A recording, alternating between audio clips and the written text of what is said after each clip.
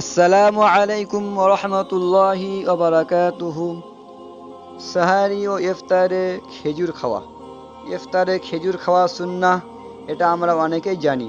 কিন্তু ইফতারের মতো সাহারিতেও খেজুর খাওয়া সুন্নাহ, এটা বেশিরভাগ মানুষ জানে না।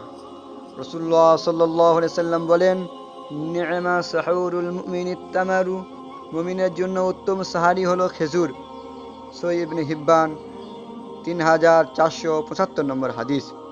হযরত আনাস ইবনে মালিক রাদিয়াল্লাহু আনহু বর্ণনা করেছেন, নবী করিম সাল্লাল্লাহু আলাইহি সাল্লাম মাগরিবের নামাজ আদায় করার আগে কয়েকটি আধা পাকা খেজুর দিয়ে ইফতার করতেন।